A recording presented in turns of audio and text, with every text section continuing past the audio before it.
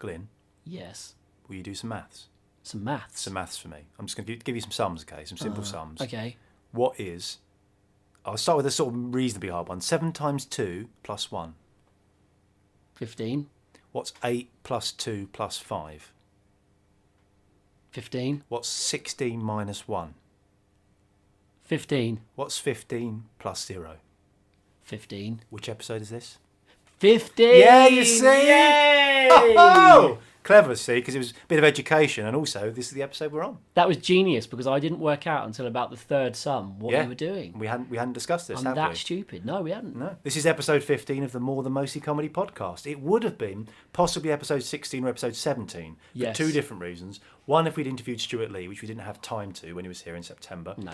And then last month, we had Phil Kay here, recorded an interview, except it didn't record. So that interview only ever happened in our minds. Between we all us. sat around a computer, discussed some stuff for a while, and then walked away. And it was a nice chat. But it was a nice chat. Quite possibly the best interview we've ever done. I think you know that thing with David Frost and Richard Nixon. Yeah. That famous. It was better than that. Yeah.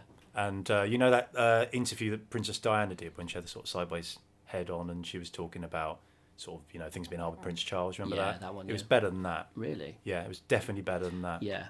Yeah, it's just that no one will ever hear it. No, we might get an actor in just to imitate Phil Kay. Yeah. Maybe. We might get Peter Kay. That'd be good. Yeah, just to pretend to be Phil Kay. Yeah. Though if it's anything like, I don't know if you've ever seen the Peter Kay... We should just get on with the podcast, really. Yeah. I was just going to say the Peter Kay Doctor Who episode, which is fucking awful. Anyway, this is episode 15, and Doctor Who fans would agree with me. This is episode 15 of the More Than Mostly... All of them. Every single... Believe me, it's awful. I've seen bits of it. Is it the one where his face is in a sort of... Yeah. Yeah, I've seen bits of it. It was directed by Peter Kay. Oh, dear. And it was just rubbish. But that's not important right now. It's a bit like the Ricky Gervais episode of The Simpsons. Yes, which is also quite bad. Yeah. Well, more the really long song thing where he's singing. But that said, if either Peter Kay or Ricky Gervais want to employ us for any of their future projects, we are more than happy to do it. Yeah, we love them. Even if it's the same as that Simpsons episode and that Doctor Who episode. Anyway, this is episode 15 of the More Than Mostly Comedy podcast. Tonight we have interviews with John Thomson and Nathaniel Metcalfe. Yes. Which is very exciting. Very exciting. I guess we'll start with Nathaniel Metcalfe, shall we? Yeah, let's do it. This is our second interview with him. We interviewed him many, many moons ago, before he was doing his pilot of the James Acaster series he's doing for Radio 4. Now, of course, he's a big star. He's a big star. With a series. Well, not his series, but it's James Acaster's series that he stars in. And no doubt we'll talk about that right now. So sit down, get comfortable, listen to Nathaniel Metcalfe. So we're sat here with Nathaniel Metcalfe. We are, indeed, yeah. Good evening. Little disclaimer, we have to speak a little bit quieter than usual this evening because there's a play going on beneath us. Directly below our feet. Quite a quiet play, isn't it? Yeah, very quiet, yeah. So it's quiet, hard I can't to actually hear it. Yeah, we're probably louder than them. So we might have to dub new voices afterwards. Yeah. If that's all right. So, what have you been up to?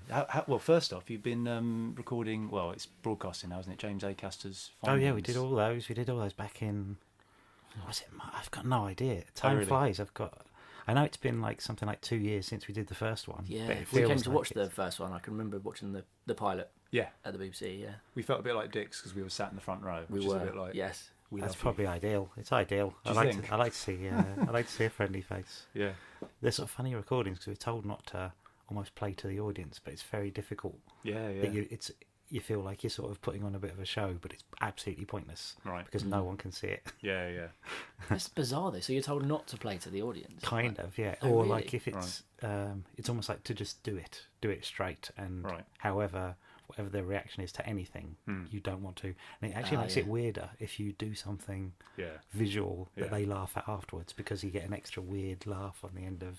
Yeah, I suppose for a radio audience, just hearing someone laugh and there's been nothing funny said, you kind of go, well, what are they laughing at? It's funny because I've been listening to, I'm a big fan of Hancock's Half Hour, Yeah. and I often listen to them, and you can tell in them when one of the cast is obviously doing that. Quite often there'll be music playing. And I think because I'm a big fan of Hancock anyway, so I sort of know his mannerisms. Right. But you can imagine them sort of dancing to the music or playing up to the music, which is a sort of strange... Because I thought, well, this is a bit strange because it reads funny to the That audience. was done on stage, wasn't it, in front of a live audience? But that was that the same principle? They were just reading it? Yeah, they're all readings. And do you enjoy that? Does that annoy you? No, I think it doesn't, because I know the stuff well enough to sort of know what they do. Right. And yeah, no, it doesn't bother me really, but I can see how, and particularly as things get more modern and people have a slightly different approach, because with them they didn't really retake anything, whereas obviously when you do your stuff, you can.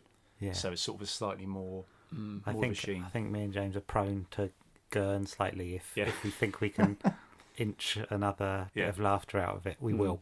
So the script is deadly serious. It's sort of, and it kind of it almost plays off better. And James's stuff, like as like a live act now, it feels like his character is more sort of serious and deadpan. He almost like he doesn't let you in anymore to it being a joke. It's like I know what his you thing mean. is like now this is the show. Yeah. I'm deadly serious. Yeah. And is almost confused if people laugh. Yeah. It's got that kind of this isn't funny. Yeah. This is which I guess works well with them with that sort of radio approach. That is a real change, because we remember obviously having him here quite early on. Yeah. And there is a definite change, and for the better, I think, or for the good. But it's interesting to see. Yeah, definitely. So is that series finished now?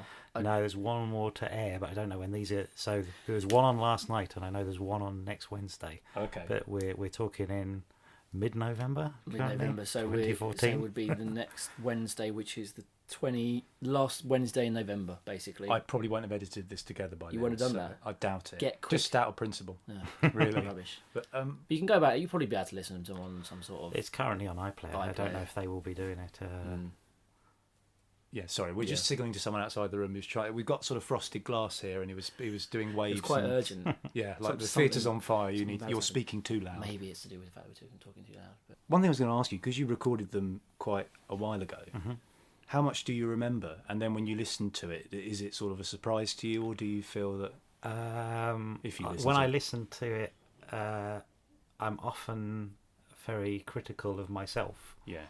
But it's more because it goes, I'm terrible in that, but everyone else is great. Yeah. Yeah. And it feels like, I think I was making choices on the night, which thinking, that's funny. And hearing it back, I go, what's that about? It feels like it sounds to me like I'm in a different show. Right, I really. Almost like I wasn't there at all. They edited and you. they just edited me in at some point. Yeah. It's like Free as a Bird or something. You weren't really there. Yeah. You just recorded. But is it nice to do something that isn't yours? How is it? I think it's brilliant. One, I get a lot of praise for it, for a thing I didn't write. Yeah, so it's great. Big, I liked in that thing, and I go, brilliant. So I get a lot of received praise for something I had nothing to do with, but I just read off a bit of paper. Yeah. Which is very nice. Yeah.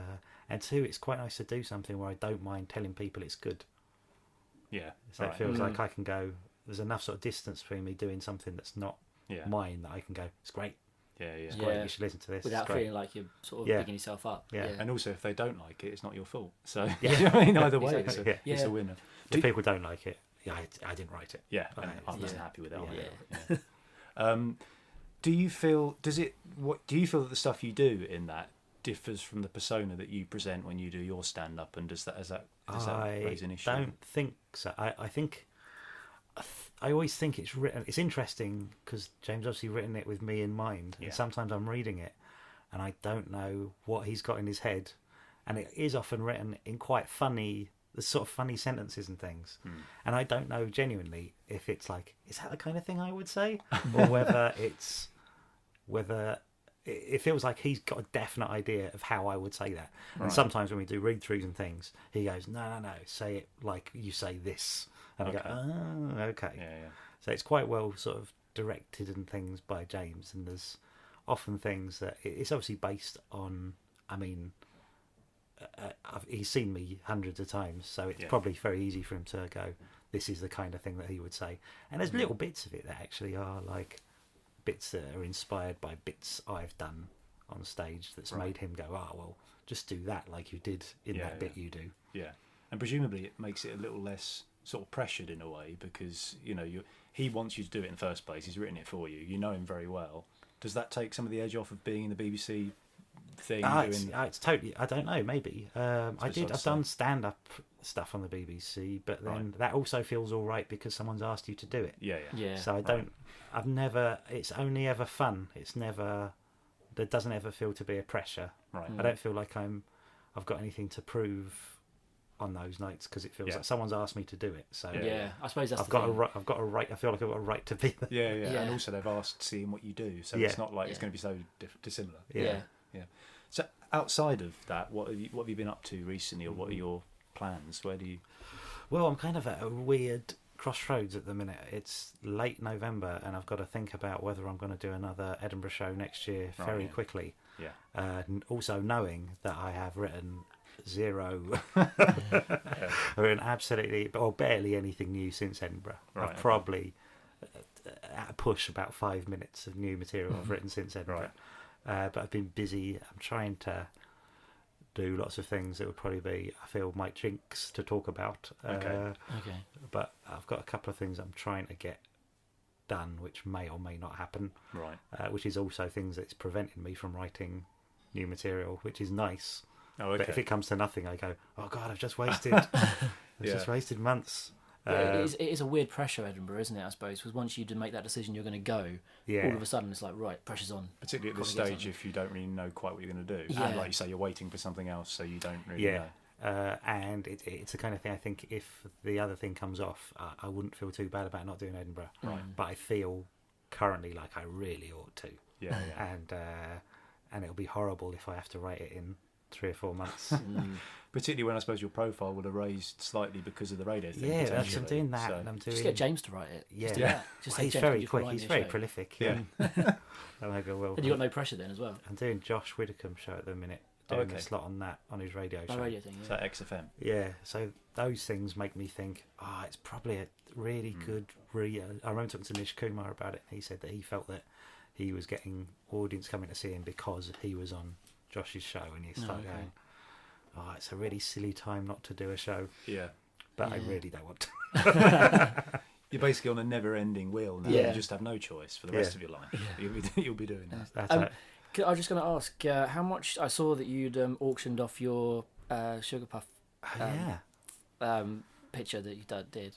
How much did that go for? Well, it's still you can still bid in it currently, but probably not by the time this is edited. And it was currently at £31.50. That's good, but that was last weekend. I haven't checked since. I did look at it when you put it up, but I can't remember what it was when I looked at it. It's also much more than the raw materials. So I mean, I'm delighted because I thought I'd better try and plug it because I was just thinking, well, I'm going to have to pay for it, and I was going to have to buy it myself. Was this the and thing? Not knowing. So I just thought, excuse me, explain people who don't. Sorry, know. Sorry.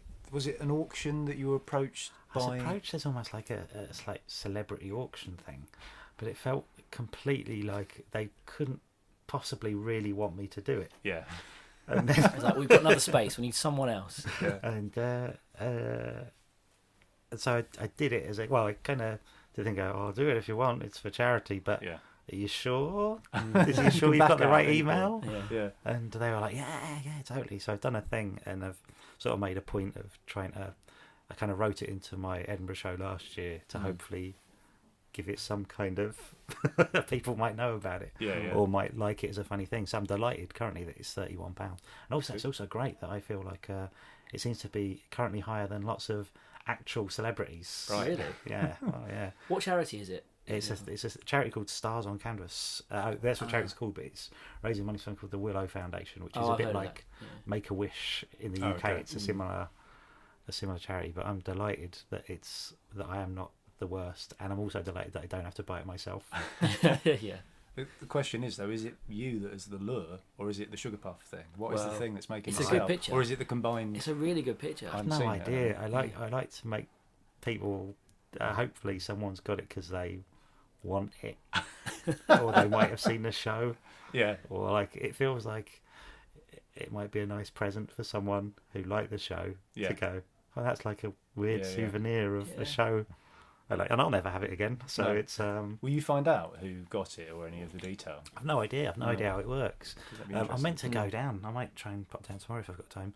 I know it's currently in like a gallery, and they asked me to go to the sort of drinks reception. But I was slightly too embarrassed to turn up with a glass of champagne and pointing at my picture of Honey Monster. Talking to people about it. Yeah. Have you seen any of the other ones to sort of get? I've seen some of them online. Yeah, some are.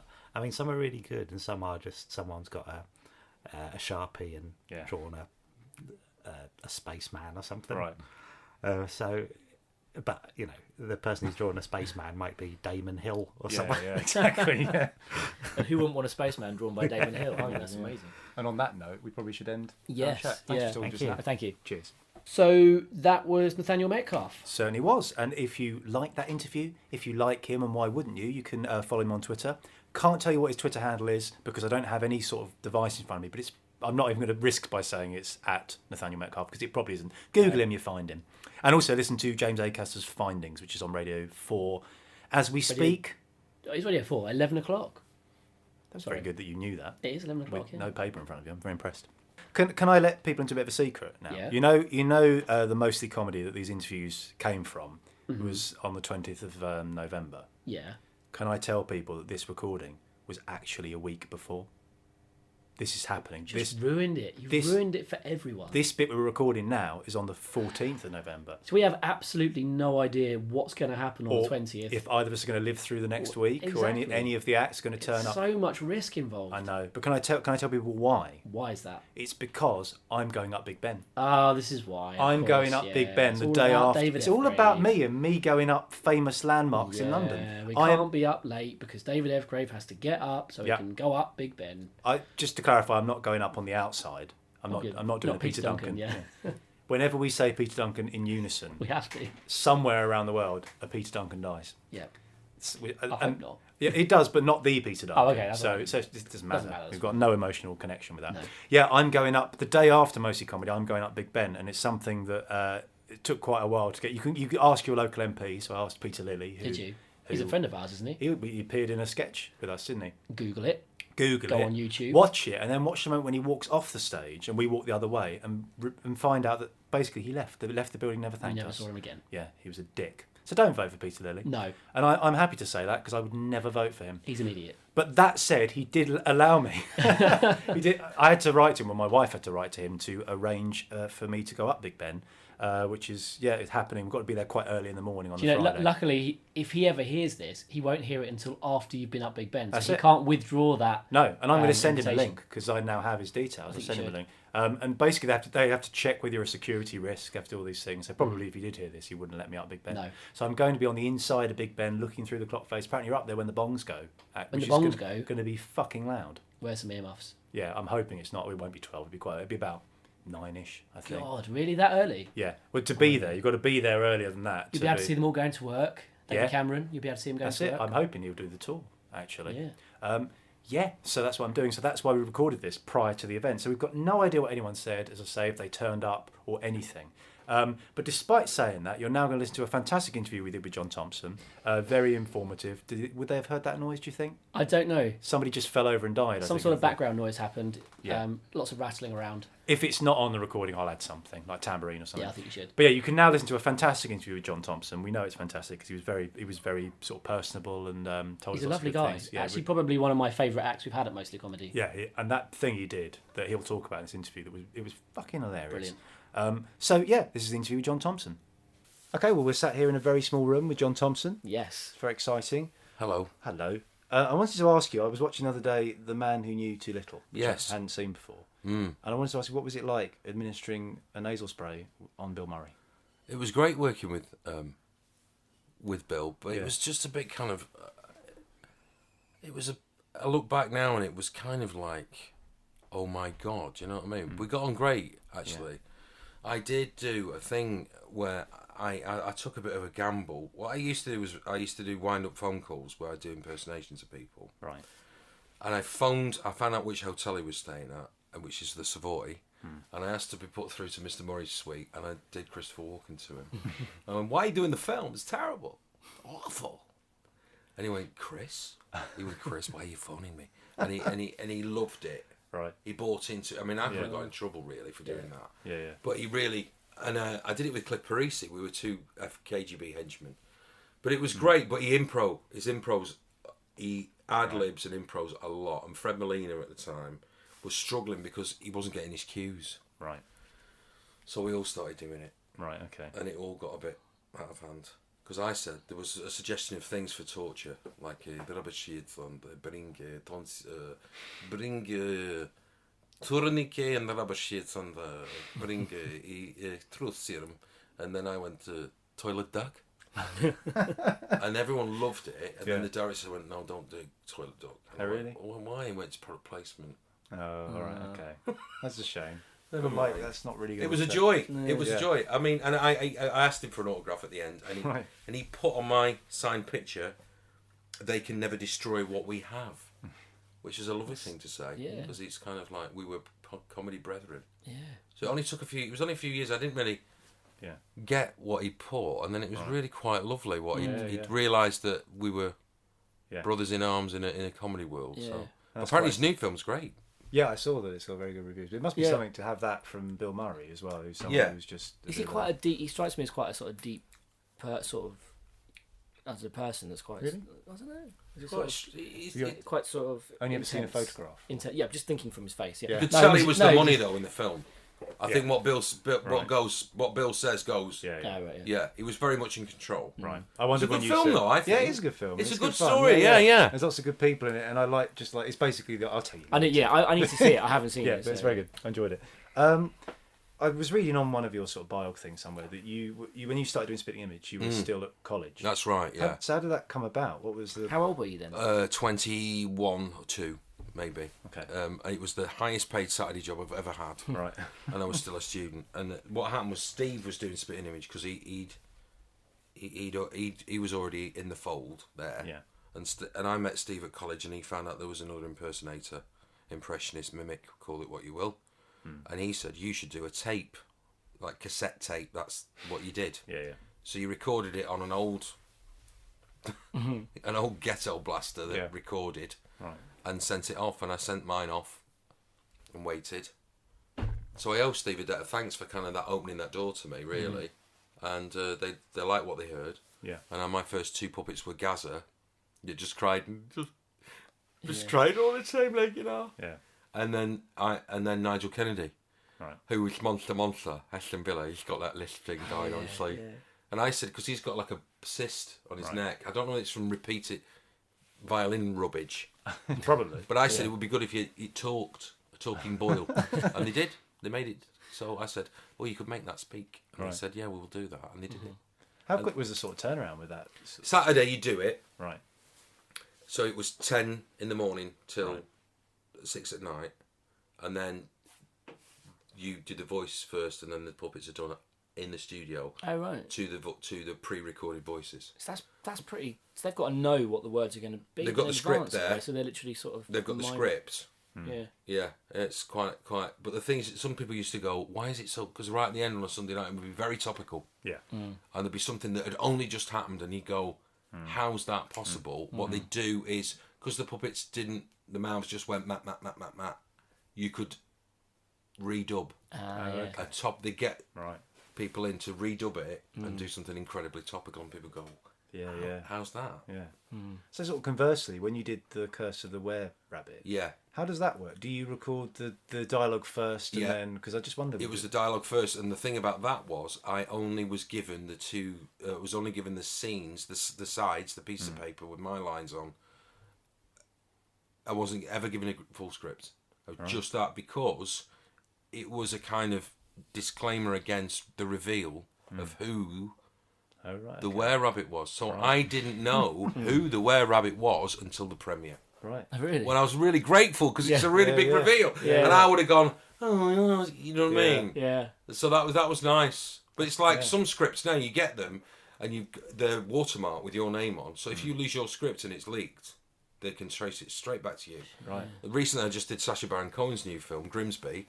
That was a self-destructing script. So I had to download an app to read the script, and it went, you've 72 hours to read this. So you had to learn it in 72 hours? Not learn it, just read it, read the story, and then it dissolved. How bizarre. Yeah.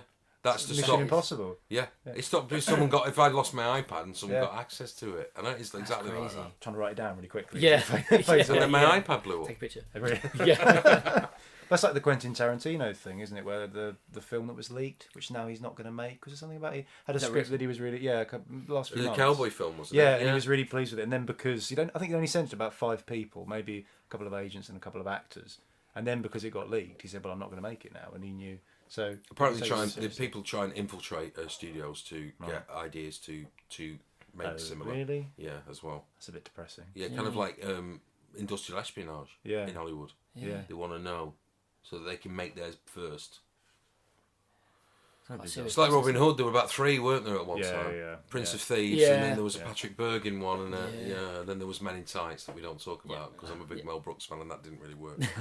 I never saw it actually. I think Men in because Tights, I'd heard so much about it. Because we were saying that Mel Brooks went, yeah, and they went Men in Tights. They went, Simon Day said to me, "Don't tell me Men in Tights," and I went, "No, yeah, you're right." And he went, "Spaceballs." I went, "No, don't, don't." Yeah. So you were at college with Steve Coogan? Yeah, that's right. Were you with Simon Greenall as well? Did you go to the same? Simon was a year above Steve. Okay. So when I came to Manchester Polytechnic, as it was then, not Metropolitan University, when I joined the Poly, then Simon had left. Okay. Oh, right. But Simon used to write material for Steve's stand-up. So that's how that's the connection. That's how they between met, the two. yeah. Ah, right. Yeah. So how did that lead? Because you did the show in Edinburgh, didn't you, with Steve? 92, we did Steve Coogan in character with me. I did Bernard Wright on and played a few other characters, including Ernest Moss's son, Robin. I wish you did in the... Which we co-wrote. So we co-wrote the show and then took it on a little mini tour with a lectern and an old slide projector. Right. But the way we worked with writing was fantastic because it was organic. What we would do is we would drive around Manchester in kind of old industrial areas, in costume, in character, with a mate taking photos. And we would say, "Stop here, get out." And we found like an old cafe called the Butty Bar Plus that had been burnt out. Right. And we stood and he was like that, with his arm round me. And then we climbed up the unfinished section of the Mancunian flyover. And it was just these things.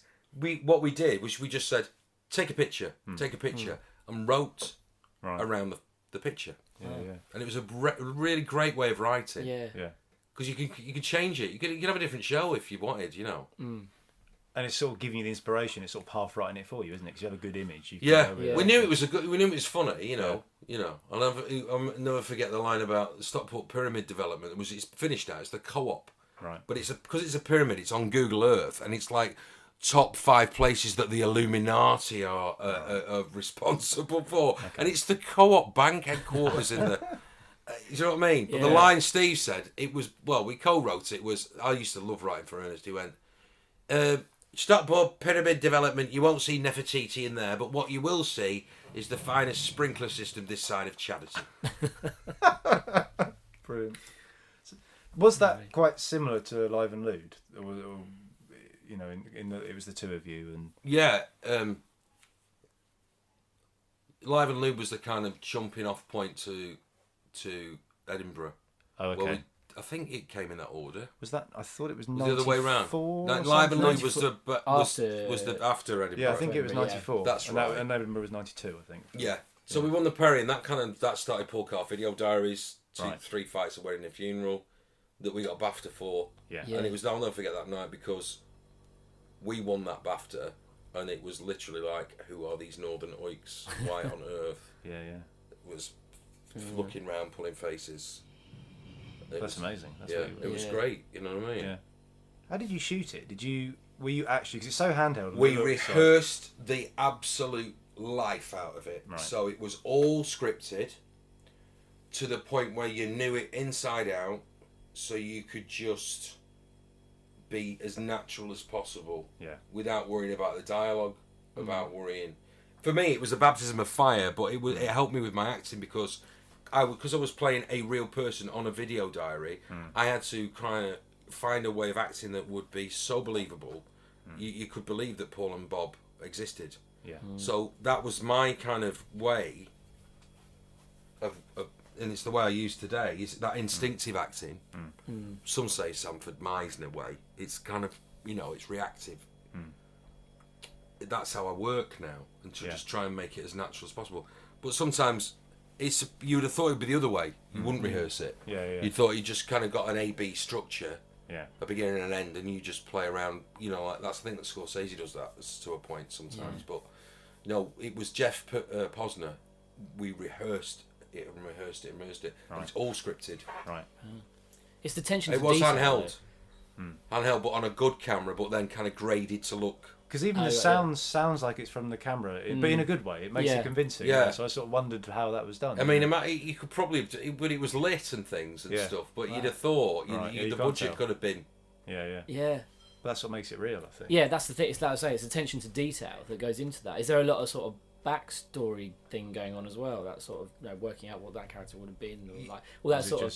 Was it just this is written, this is what. Yeah, we can discuss. How long have they known each other, and why are they mates, and did they go to the same school, and it was that kind of thing. Because there's sort of a consistency to all the characters and that sort of thing, where you do believe that it's consistent in terms of the things you reference, and there's like which goes on to like Alan Partridge and all the sort of stuff he does. It's detail. Me and Steve. The devil's in the detail. We know me and Steve can't tolerate lazy writing. So in the old days, it would be like a kind of nerdy character. He arrives in a Skoda. We just go. No. But if someone writes, he arrives in an Austin Maxi 1100 that's brown with one yellow door. The corner window is made of polythene. Yeah. Because it's been broken into. To steal what we don't know, and the aerial is made out of a coat hanger. It's the detail. The lazy writing kind of. It. I'll give you an example. Recently, I walked out of, and people go, I walked out of Book of Mormon. Oh, okay, really? Because I was appalled how lazy that was. I've not seen it yet. I've seen it twice, and I feel ashamed now to say that I can't. I mean, I'm a big musical theatre person, so I just love the showy aspect of it. But I know what you mean. Yeah, I do know what you mean. I thought it was just kind of lowest common denominator. Yeah, just smut. Yeah, I don't really do smut. Right. I did wonder whether it'd be so but I suppose it's there. It's what they do. But I felt so strange. I felt like I was in the Mad World video that everyone else was laughing except me. Really? It was I was in a little bubble of my own. I've got to go. Do you remember we did that gig in Hatfield or something, and there was a comedian on and again everyone loved it apart from us, and you just think what is? It is for me. It's always like we always say this with we're really into the subtle and the sort of things that aren't really pointed. Those sort of things that were in the background. And that was one of those nights where we were sort of doing quite subtle. There's some pictures. See what you can find in these sort of. Yeah. And completely wrong audience. And then this guy comes on and does very obvious. Gags with no real. It's funny you should say that. I spoke to Steve Royal about that recently. Steve the Juggler, he's brilliant comedian, and he said there was a young kind of the new breed of comedians. There's so many like kind of unrehearsed life stories that they kind of think are funny. And he said that one of those went out, and he absolutely, they loved him. And then Steve went, right, wait till they get a load of me. And it was the tortoise and the hare. Really, he said he was just bombed. Right. They were like, it's weird. Yeah. It's like I've doubled up. I've died on my arse at the first gig, and I've gone to the second gig, and I've had an encore. Right. With the same material. So it shows you how. It just shows you. It's we find it really hard because we kind of know what we. You've got to write new stuff every week, though. But I think that's it. I think it's good though. Yeah. That's one of the things. That's one of the rules. Is start your own club and compare it as a way of really building your set. Because it forces you into a corner, doesn't it? You have to do it. Yeah. And that's what we did. It's a good thing. Yeah. It's very nerve-wracking though. Yeah. I saw your hand. I remember that. And the set list on the stage. Yeah, well, it's the first time I've done it, so it's only like the third time I've done it on my own. He's braver than I am. I mean, I love the stuff about every 15 minutes. I'm bombarded with with work I haven't got. Yeah. Oh, you poor thing. Yeah, and so it will continue. Yeah. But I felt the hand going. You think, oh, there it is. There's the telltale thing that someone. But I think we're both really hyper aware people. So we sort of. But I think both of us have a thing of when something happens, you kind of go, "That's happening. I can feel that happening. That's happening." And I do make notes though, when I've kind of like. I've got laughs. People say, I don't do the old memo. Idea for sketch. That thing. Yeah. I just give I've done little notes for stuff that's there's one that I forgot to do tonight about Twitter trolls. Right. Which was I saying, they're a nightmare. But I said I've been on Twitter 5 years. I've only ever blocked 4 people, but I am following a troll at the moment, and I'd like to read some of his tweets to you. Just be warned, and I just say. Those goats are trip-trapping over my bridge again. Day in, day out. I'm going to eat one of these days. That's one of them. I'm going to go. I miss Norway. Quite a sad one, that one. How do you approach the stuff you write then? I mean, I have the worst audience at home ever. I have a wife and 2 daughters. One is 4. My youngest is 4. Sophia. Olivia's 12, and my wife. And I try stuff out on them, and they just draw blank. Right. And they look at each other and mouth rubbish. And so a lot of times I'm going in completely cold to try stuff out. But it was nice tonight because it was relaxed. So kind of like the story about Kingsmill Burton. Yeah. There's a few things like the cheetah stuff. I've expanded that the monkey thing because it happened the other night. It kind of just naturally it went a bit wrong, or the kookaburra. The woman said what animal it was, and it really put me off my game. But I thought instead of letting it affect me, I'll discuss how it's you know what I mean. You openly go. Way. Yeah. Well, you've ruined that now, haven't you? Yeah. It works. It works. Yeah. It's funny how a sabotage can work to your advantage. Yeah. It's sort of honest comedy, isn't it? It is. It's nice. Yeah. That's what I like about it. There's no making up stuff or sort of. No, exactly. Yeah. Or that faux, laughing at your own jokes. You can see that, that kind of, that it really kind of grates on me a bit. That it's a disconnection as well, isn't it? Because you think, well, this isn't real, and that's that's it. You're not connected. Yeah. Where it's kind of verbatim, and they've kind of I've learned this joke, and I will do it this way. Yeah, and sold to the people around. Yeah, that's the thing. Yeah, responding to no one kind of thing. That thing we always say where someone. Yeah, we've sometimes, and we do it ourselves. Yeah. I think, but sometimes you're not listening to the room. So, and the audience, say someone shouts something out, everyone else hears it, you don't hear it, and then you respond in a way that's not right. It's like the bottle crashed tonight. Yeah. I really didn't know what to. Well, I kind of got a thing. But it was good because you pointed out what it actually was. Yeah. Because that's what I mean. If you because it was a bit, because when you've got your audience, it is quiet, and Mm. something that simple will kind of throw you off your. Yeah. It's better to refer to it, really. Yeah, definitely. Yeah, definitely. So how did the Fast Show arrive? Was that we were doing Paramount City at the Windmill Theatre in London. Sam was doing Tommy Cockles, and I was doing my stand-up. I wasn't doing Bernard then. I was doing Bernard, but I never did him on the show. Right. Paul Whitehouse came on. And Paul did a character which was funnily enough, a bit like what I kind of say about the sounds thing. He did a psychic Welsh medium woman, old lady, who had an oxygen mask like Dennis Hopper in Blue Velvet. It was multi-layered, you know what I mean? It was sort of talking like that, and she went, "Oh, I've got one coming through," and she go, and he'd do Tommy Cooper, and he went, oh, and it didn't go down well at all. Right. It was awful. Yeah. And Paul went, "Well, that was good, wasn't it?" And he just laughed about it and just said, he goes, "Me and Charlie Hickson, we're writing a show."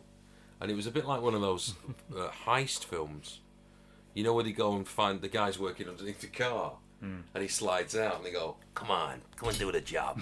It was like getting the gang together for Ocean's 11. Yeah. They were picking all the character comics. Right. So it was me. They approached me because they knew I was doing character comedy. They approached Simon and Caroline. Right. Who was doing Sister Mary Immaculate. So none of you knew each other other than. I knew Caroline. Show, you knew Simon, I saw Simon do Tommy Cockles, and I just fell in love with that character because it was uniquely funny, like nothing else I'd ever seen. And Simon lived in Greenwich, and I used to live in Greenwich, in London, and we were best mates. So we've kind of we've rekindled our friendship after all these years. But when I lived in South East London, Simon was who I knocked about with, and we used to do mini tours with Malcolm Hardy. Right. Malcolm, me, and Simon. Who does the Is it in the Spirit of the Fringe? Am I thinking Malcolm Hardy? Why do I think that name? Spirit of the Fringe. He died, Malcolm. Do I not? I don't mean him then. No. Who am I thinking? Isn't there an award in his name? Was there an award? Yes, there is an Sorry, award. I'm thinking Edinburgh Festival. Yes, there is. Of course, there's a Malcolm Hardy award. Yes, there is. Yes. The dear departed, poor old Malcolm. Yeah. So how did you approach the writing and stuff with it? Was it? You write your own, and you would perform theirs, but they were the bosses. Right. Very much, it was their show. So it's Paul and Charlie's. And he goes, right, I've got this. Who wants to have a go at it? And we goes, or they go, John, I think you'd be right for jazz man. Right. So the jazz man was he's the most popular character that I do, and I'm a drummer, but I love jazz. But that hadn't really anything to do with it. And the thing is, though, it's a bit ironic that I genuinely love jazz, especially fusion, which is a kind of bit out there sometimes. Right. Yeah. And people don't believe me when I say, "Oh yeah, I do love jazz." But it was Mark Milo switching the camera cuts between, to going straight down the barrel, going, great, nice. Yeah. And that was a great idea. Because otherwise it's quite, on paper, it's not really funny. Yeah. It's just kind of, here's a pretentious show. Yeah. So it was down to Mark's direction and my fleshing out Louis. Yeah. That kind of, because some of because it was all on autocue, because it's so impossible to learn. Oh, really? Yeah, when you're still learning about the ABB recapitulation with the C sharp major motifs, and you know what I mean. It was kind of like talking musical jargon. It was just, I'm trying to remember some of the names of the albums and the players. One thing we did do was we sat down, and it was my idea that to use tube stations as players. Right. Which works brilliantly. So Leicester Square on sax, and then, and of course the inimitable Thaden Boys on Hammond organ. So you just look at the tube map, and it was just perfect.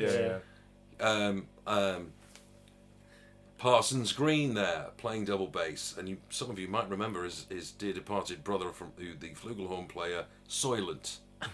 So it's Parsons Green and his brother Soylent. Yeah. But it was all kind of. It's just fun. Yeah. You know what I mean? I used to really like the sort of professor character. Yeah. Do, I used to do that with... There's a comedian called Alan Francis. Okay. Scottish, and he was in my Steve's year, and we used to do a thing called Talking Through a Hole in Your Beard. We used to do it together, two Californian scientists. Yeah. And I kind of like took it with me and did it. And so did you write that one then? I wrote that, yeah. But I used to mess around with Alan at school doing it. But I wrote that. Yeah, that's one of mine. So, what was the edit like? Did Paul and Charlie sort of know the route that an episode was going to take, or was it just what they do is we do location that was played in studio, and we do live sketches as well. So they build a pub, and we would do every pub sketch in that particular series back to back, depending whether it was Older Bill's mate Simon Billy Bleach, or Caroline that used to do a Cockney woman used to go. And she would lie on a bed, and it's ultraviolet light, like the sun, and that is, you're not going to believe this, a sun bed. There was that character, and then there was, well, some of the sketches came from just chatting. Yeah. I seem to think, I don't know, I'll be shot down in flames for this. I think I came up with the idea. I think I did come up with the idea. Where Geordie is Devonshire, like really RP, old 1940s people, but not doing the Devonshire, yes. And I'm a Yardie from, Kingston upon Thames, not Kingston, Jamaica. So, yeah, it was kind of like we sit down between breaks and laugh, and stuff would get written up. But there wasn't that. There was room for ad-libbing, but it wasn't like a lot of people think shows like that. It's a free for all. You just you haven't got time. Yeah, you haven't got time because those shows, people go, why isn't it on anymore? Expensive. So many different locations and costumes, wigs. Yeah. Do you know what I mean? It's just such a shame that they don't make them like that anymore. Well, when we came back recently, they were. Oh, yeah. The people went, oh my god, this is so good compared to everything else. Yeah. It just stood out. Well, it started all that sort of stuff. I think it started that. And it's a really good thing that you can break away from an idea really quickly. So you can see something through to what it works, and then move on. Whereas, like with a sitcom, sometimes things can be tired. Yeah. The one thing about the Americans, I love, they've really, really got sitcom down to a fine art, but they have a tendency to, for example, bananas. In an English comedy film, excuse me, someone will slip on a banana skin, and you'll see them walk. You'll do a shot of the skin. You'll see they'll pull to the wide. They'll walk. They'll slip on the banana skin, and they'll fall. Maybe cut to laughter of a crowd, or his even going embarrassed, and we'll leave it there. But the Americans don't. They'll go. The man walks up, shot the banana skin, minding his own business, slips on the banana skin, falls flat on his face. Cut to crowd member. Hey, did you see the guy just slip on the banana? Why? You don't need. It's kind of like the thickest version of comedy. It's like, why you didn't have to. Clarifying. I did see it. Yeah. Do you know what I mean? Yeah, I'm watching this. Did you think I missed it? Yeah. It's kind of weird. Yeah. Isn't that sort of lazy writing thing again, though? Isn't it? Or unnecessary writing? It's just that they don't do subtle, do they? They don't do subtle, so it becomes very. Well, it's irony as well. They're not great. It's weird because The Simpsons runs and runs, and it's just so not American. That humour. We're very strange how it's so successful. It's so bizarre, isn't it? Because it's just so anti-American kind of humour. Yeah. And it's on Fox as well. Which is fascist TV. Yeah, so bizarre. Yeah. I actually came to see when you did your Fast Show live thing. A lot of comics say that it was the best. The Apollo. Yes, that's what you were saying to me earlier. Yeah. A lot of comics say that it's the best live thing. It's brilliant. It was so well put together. We worked it. Yeah. See, Shooting Stars, Jim went, well, we've done it before, we'll be all right. Yeah.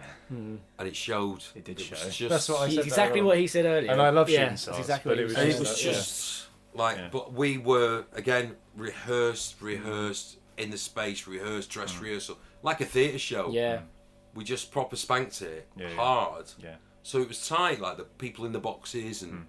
Like, it was a proper show. Yeah, and it had to live up to what the fast show was on telly, which was a very fast, obviously, thing. And then backstage with the headless chickens. Yeah, it's like, where's my beard with a wig? With a wig, it's not my wig. Really? Do you have people sort of doing stuff for you, or was it very? Dresses and it was like the lady boys of Bangkok. Well, I went to see. I think the only thing I saw Little Britain live, which I imagine was a very similar sort of style of thing, although. Obviously much later, but that was it's hard when there's two of them covering the changes. Yeah, they had two other people. I forget. I know who they are. I've forgotten their names. Gone out of my head. But they had only had two other casts, I think, on stage with them, sort of covering bits and pieces. So another cause I really loved the Fast Show live when I saw it. Another one I really liked was when Steve Coogan did The Man Who Thinks He's It. I don't know if you saw that or you're around. The one with Simon Pegg. Simon Pegg saw that, yeah. I saw it, yeah. I just thought it was great. It was a great show. Yeah, a combination of the music and everything, and Tony Farino doing the songs. Well, Tony Farino works brilliantly live. Yeah. And I think Alan Partridge works brilliantly on telly. Yeah. Oh, yeah. I mean, there's Partridge's not great live, but Tony Farino's fantastic live. Yeah, it was a great shame, actually, that he didn't do Tony Farino in the later show, the last big show he did. Do you know the story about Tony Farino? Turkish TV wanted to buy that show, that format, because they thought it was a real show. Really? Well, it's just like, if you turn on telly in Turkey, it's Tony Farino. Excellent. They thought it was genuine. There's no irony. They thought, this man is brilliant. Tony Farino is very good with to buy this. I wanted to ask you about, because you're a drummer, aren't you? Which I have to say, I saw the Through the Keyhole that you did fairly recently. You wouldn't believe how many people have seen that, but it's on really? I didn't really know why, because it's on the back of X Factor.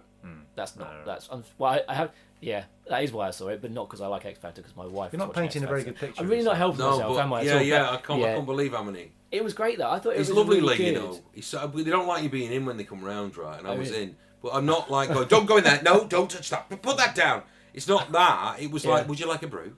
Would you like a biscuit? Yeah. They're normally used to people like leaving the place. Really? For them, they're there for 12 hours. Okay. But Lee's lovely. He's really lovely, and he showed me some.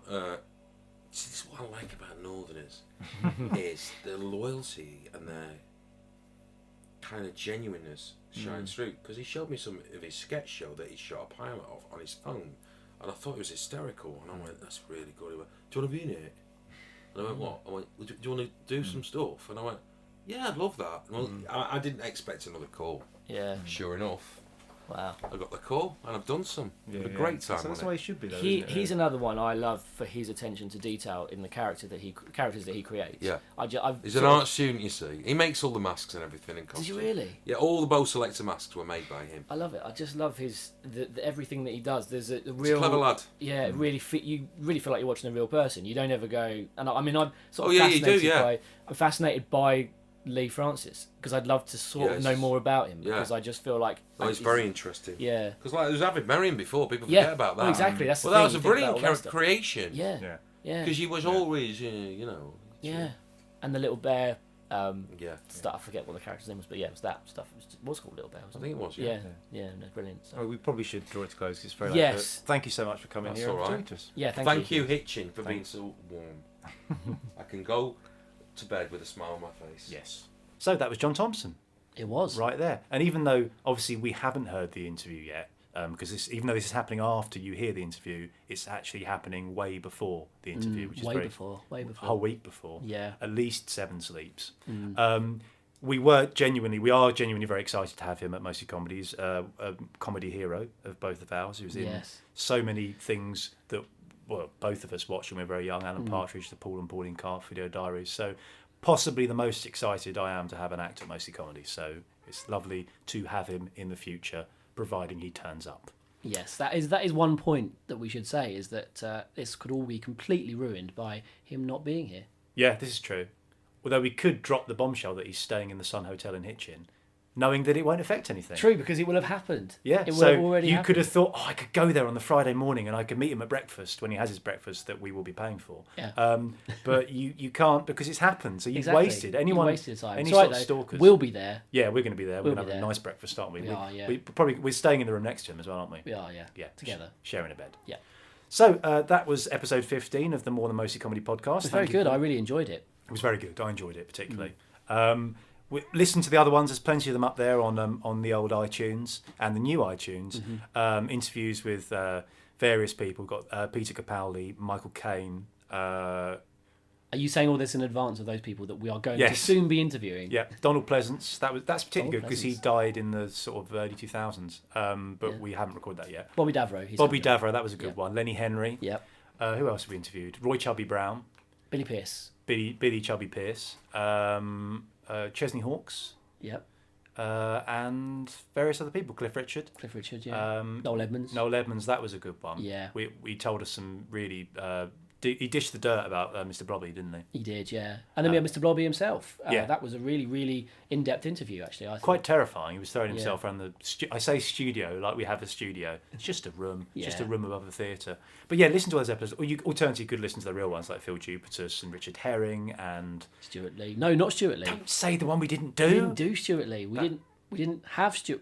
You're making it all sound sexy. Yes. But listen to that. Come to Mostly Comedy. If you listen to this at the right time of year, well, I was going to say you come see Sean Hughes next month, but actually it's sold out. So unless you've got tickets, then you can't. So, to you. Should have pulled your finger out of wherever you put your finger in. Thank you for listening to the podcast. See you around soon. Bye. Bye now.